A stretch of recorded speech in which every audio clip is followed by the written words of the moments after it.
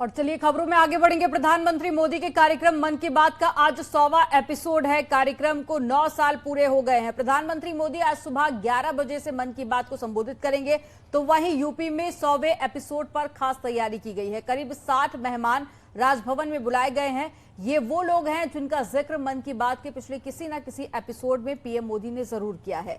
ये सभी एक साथ राजभवन में मन की बात सुनेंगे। तो वहीं सुबह 10 बजे से ही मेहमानों का राजभवन पहुंचने का सिलसिला भी शुरू हो जाएगा। राज्यपाल आनंदीबेन पटेल राजभवन में कार्यक्रम सुनेंगी और सीएम योगी कर्नाटक के कोप्पल में मन की बात कार्यक्रम में सुनेंगे। और वहीं deputy CM Keshav Prasad Maurya Prayagraj, BJP प्रदेश अध्यक्ष भूपेंद्र चौधरी मुरादाबाद में और साथ ही बीजेपी के सभी सांसद विधायक अपने अपने क्षेत्रों में कार्यक्रम को सुनेंगे। इसके साथ ही यूपी के सभी शहर, नगर और ग्राम पंचायतों में मन की बात कार्यक्रम में सुनाने की तैयारी भी की गई है।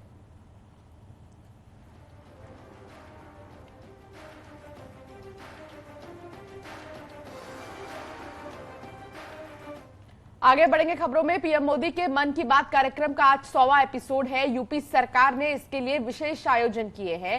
पीएम मोदी के मन की बात कार्यक्रम के इस एपिसोड को ऐतिहासिक बनाने की कवायद है। ऐसे में वो लोग इस पल के गवाह बनेंगे जिनके अच्छे कामों का जिक्र पीएम मोदी मन की बात में कर चुके हैं।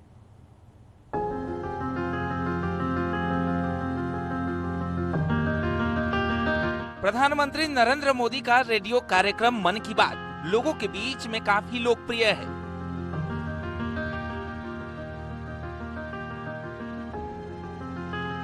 बीते 9 साल में पीएम मोदी ने कई लोगों का जिक्र अपने संबोधन में किया, जो बाद में सेलिब्रिटी बन गए और पूरे देश में उनकी चर्चा हुई। पीएम के मन की बात कार्यक्रम के 100वें एपिसोड के लिए सूचना एवं प्रसारण मंत्रालय ने राष्ट्रीय सम्मेलन भी आयोजित किया था, जिसमें 105 लोगों को विशेष तौर पर बुलाया गया है, जिनके रचनात्मक और सामाजिक कामों का पीएम मोदी ने जिक्र किया था। जी ने 90 एपिसोड में मेरा नाम लिया, सुरेंद्र बगवाड़ी, मन की बात स्वच्छता अभियान को प्रकाश की, तो मुझे अति उत्साहित हुआ और मुझे लगा कि आज पहली बार कोई देश का प्रधानमंत्री किसी झाड़ू लगाने वाले से बात कर रहा है और मुझे इलाहाबाद की याद आ गई, इसलिए मेरा मन अति प्रसन्न हुआ। हम सबके लिए बहुत ही गर्व की बात है। मैं अभी सिर्फ 24 साल का हूं और मैंने लाइब्रेरी अपने कॉलेज वर्ष में शुरू की थी और मुझे नहीं मालूम था कि मेरे काम का जो प्रभाव है वो इतना है कि प्रधानमंत्री तक बात पहुंचेगी। और इसका सबसे अच्छा जो इम्पैक्ट हुआ है वो यही हुआ है कि जो काम मैं कर रहा हूं कि सब लोगों के पास पढ़ाई के संसाधन हों और शिक्षा मुफ्त होनी चाहिए, उसको लेकर उन्होंने राष्ट्रीय मंच पर बात की। पूरे देश में आज इसकी चर्चा है। और इधर मन की बात कार्यक्रम के 100वें एपिसोड को लेकर यूपी के राजभवन में भी एक कार्यक्रम आयोजित किया गया। इसमें यूपी से ताल्लुक रखने वाले उन सभी लोगों को बुलाया गया है जिनके अच्छे कामों का जिक्र पीएम मोदी पिछले 99 एपिसोड में कर चुके हैं। उन्हीं में से एक है स्क्वाड्रन लीडर तुलिका रानी, जो यूपी से माउंट एवरेस्ट पर सफल आरोहण करने वाली प्रथम महिला है। ये मन की बात के 100 एपिसोड पूरे होने पर बहुत ही एक हर्ष का विषय है, गर्व का विषय भी है, क्योंकि एक अनूठी पहल रही हमारे माननीय प्रधानमंत्री जी द्वारा, जिससे कि उन्होंने लगातार जनता से संपर्क बनाए रखा, बहुत सारे जनमानस के मुद्दों को उठाया और ऐसे लोग जो कि जमीनी स्तर से जुड़कर काम कर रहे हैं उसकी उन्होंने चर्चा की मन की बात में। वाराणसी की सोनम पटेल भी इस ऐतिहासिक पल की गवाह बनेंगी। आपको बता दें कि सोनम को 5 साल की उम्र से भगवत गीता के सभी श्लोक संस्कृत, हिंदी और इंग्लिश में कंठस्थ हैं। लोगों का बहुत अच्छा रिस्पांस मिला। जब मैं रास्ते में बाहर जाया करती थी तो लोग सेल्फी लेने के लिए चले आते थे। काफी जो हमारे पड़ोसी लोग हैं वो भी चले आते थे कि एक फोटो ले लेते हैं साथ में। 3 अक्टूबर 2014 को पीएम मोदी ने जब पहला मन की बात कार्यक्रम शुरू किया था तो उस समय ही यूपी के गौतम पाल का जिक्र किया गया था। दिव्यांगों को लेकर दिए इनके सुझाव ने पीएम मोदी को काफी प्रभावित किया था।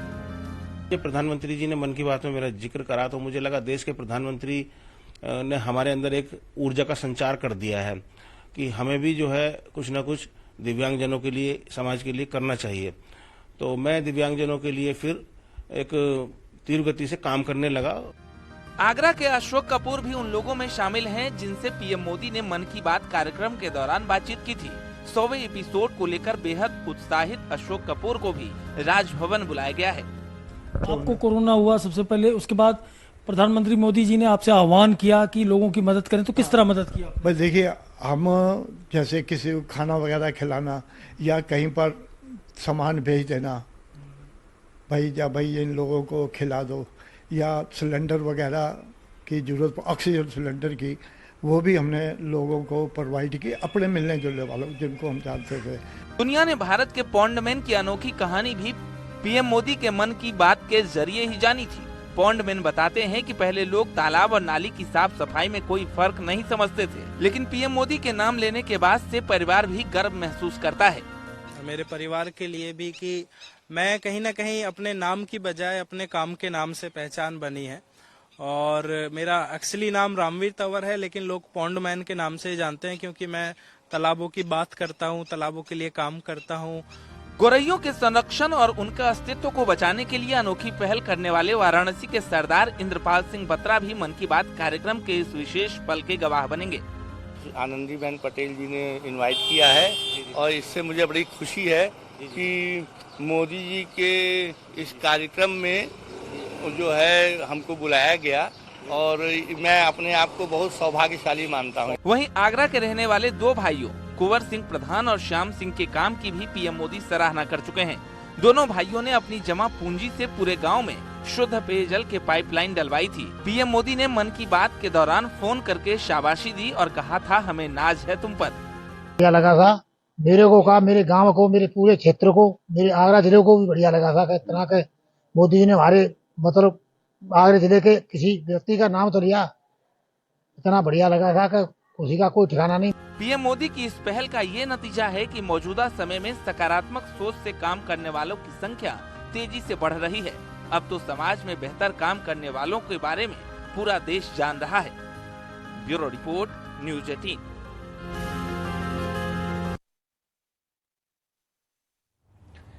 मुख्यमंत्री योगी आदित्यनाथ के आज के कार्यक्रम को लेकर ट्वीट किया। उन्होंने लिखा कि आदरणीय प्रधानमंत्री नरेंद्र मोदी जी की मन की बात जनगण के मन तक पहुंचती है और लोकतांत्रिक संस्कृति को समृद्ध करते, सभी को प्रेरणा प्रदान करते और साथ ही आमजन के मन को एकात्मता के भाव से जोड़ता है।